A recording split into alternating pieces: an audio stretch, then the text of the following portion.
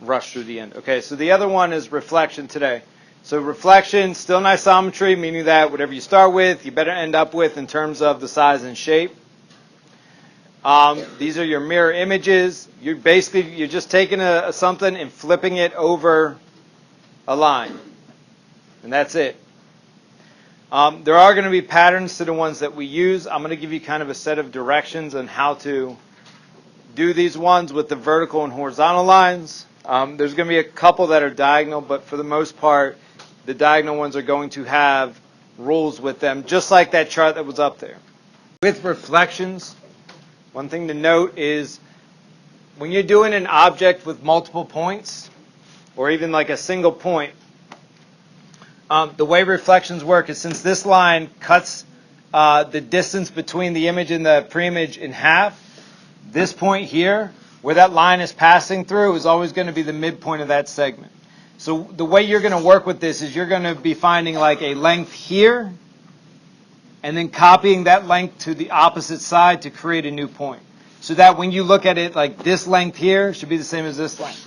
Like if I look at this point right here, this point to that line I'm flipping it over has to be the same as this line back to where the image is. So it's going to be a lot of you just counting basically with the horizontal and vertical lines. Right? So what I would suggest you write down, I don't know what the heck they have in the book, but I'm giving you my directions on how to do the reflections. Okay, so again, this is in the coordinate plane, meaning that, and it's not going to be like for the x-axis, for the y-axis, and for a diagonal line, we're going to have specific rules. So this applies to every other situation. Okay, first thing you're going to do is graph a line.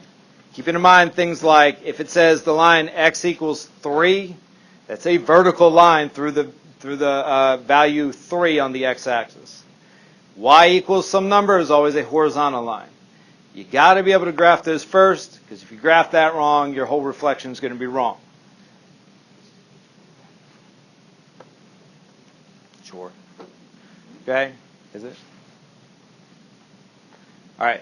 Second thing is you're just going to count how far away that pre-image point is from your line. So again, if there's multiple pre-image points, you have to repeat this process for as many points that are on your shape. If you're doing like a triangle, you got to do this 3 times. Well, the counting part, not the graphing. I mean, the graph's already going to be there at step 1. Because again, your reflection is going to preserve distance. So it's preserving a distance from your pre-image to the line and your image to that line of reflection. They have to be the same distance away, or if it's not a mirror image. Okay? And then once you're there, you take whatever that distance is and you just count from the line in the opposite direction. And again, you're dealing with horizontal and verticals here, so counting is fine. If it was a diagonal, we'd have to use slopes to do this. Kind of like the 180 thing I did with the rotations. But for the most part, your horizontal lines are going to be something that I give you a shortcut to. Okay, and that's it. You just repeat steps 2 and 3 for as many points as are up there. If it's a 5-sided figure, you got 5 points to do it for. 4-sided, you got 4 points. If you're lucky enough, I just tell you to reflect 1 point. You just got to do it once.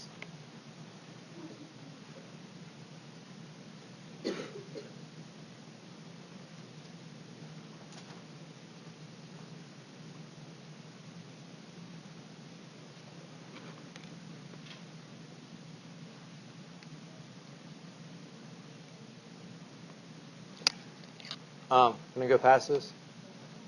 All right, I'll wait.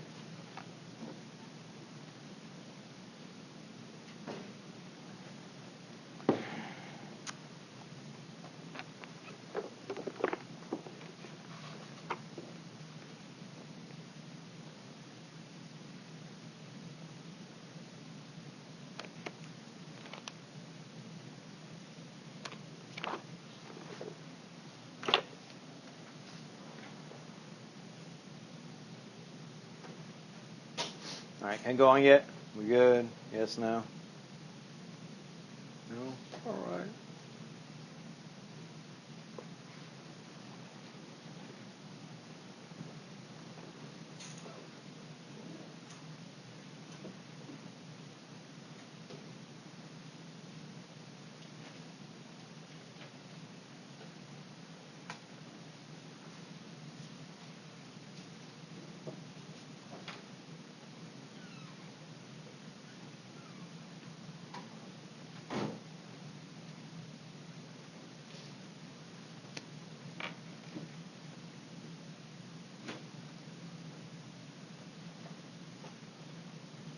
That.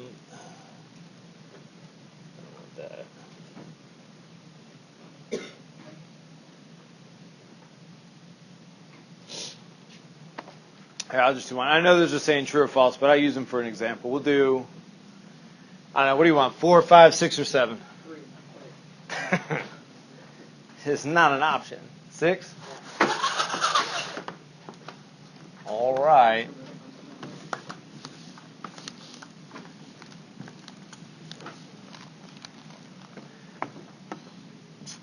Okay, so if I was doing number 6, I would plot my pre-image point first, 0, -2.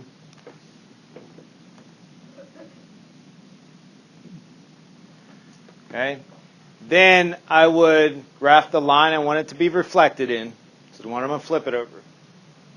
So it's x equals 2. Remember the x equals, this is a vertical line, because I need every point to go through here. So I'll just do like a dotted line. Ugh. Okay. Now, you should have a general understanding. If I flip it over this line, it's going to go that direction. Correct? Right? It's just like jumping over the line. So when I said count how far it is, I mean like go in the shortest path to that line. So go in this direction. If I count from here over to there, that's the length of 1, 2. Agreed? Okay? So that means that now wherever I put my image point, it better be 2 spaces away, or else it's not a correct reflection, because this length here has to be the same as the one on the other side. So if I now go from here over 1, 2, boom, there's my image point. Seem not hard? Does it seem okay? It's easier than the last one? It's easier than the rotations? Yes, no? I don't know. Is this easier or harder? Yeah, you weren't even here. Yeah? Okay. Oh. Okay. All right, 4, 5, or 7, which one you want to do? How about this? 4 or 5, which one? 4. 4. Okay. All right, so if I do 4 now. All right, so I'm going to plot the point out. So 2, there's M. Okay, so number 4 is in the line y equals 4. That's a horizontal line. This is why I made that note in those things where it said if it's y equals a number, it's a flat line, horizontal, vertical is x equals. So that means I go up to y equals 4, which is right here, and just draw a horizontal line through it. Okay? So now again, I have the understanding if I'm flipping it over that, it's got to jump over it up to here somewhere. So it's going that way. So I count, again, the straight distance from here up to here is 1, 2, 3, 4, 5, 6, 7. So it means wherever I put my image point, it better be 7 in the opposite direction. So I go 1, 2, 3, 4, 5, 6, 7. That's where it puts it at. What is that at? 4. It's 2, right? 211. Okay?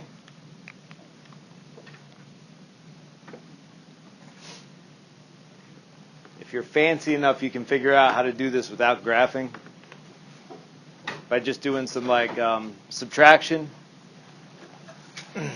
But I'm not going to get into that shortcut with people because it confuses people. Okay? But the shortcuts you do need to know, which might be in that book. I don't know if they give you a little chart for it. Let me see. Yeah. They give you a little chart. It's on, what page is that? 43. Okay? So right now, the ones I'll give you is reflection in the y-axis and the x-axis.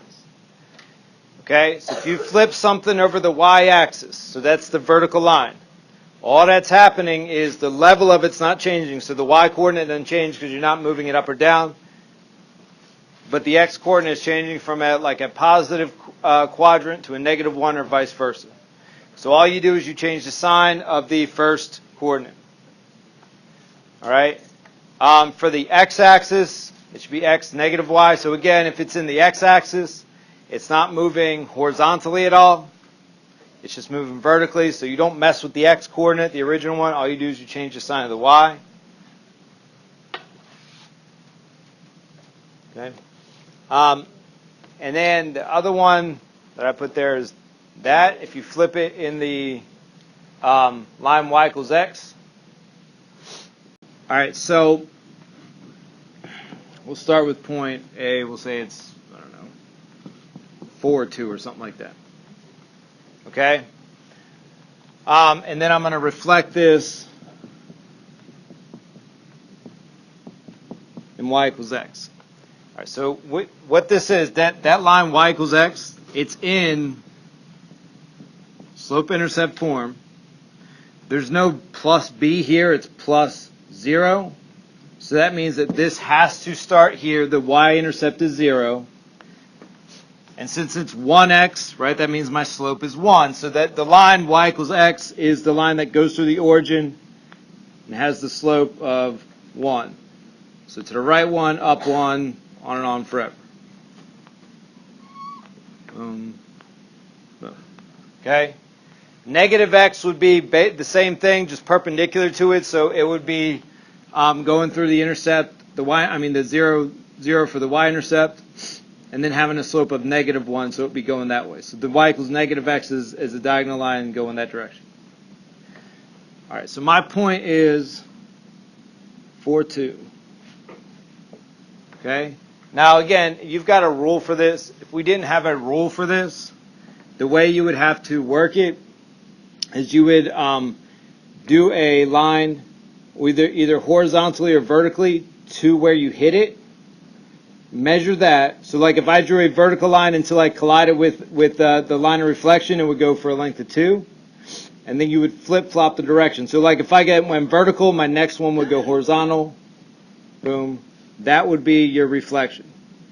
Okay? Now, you guys don't have to do that because we have a shortcut there, which the shortcut was you take your original and what do you do to the 2?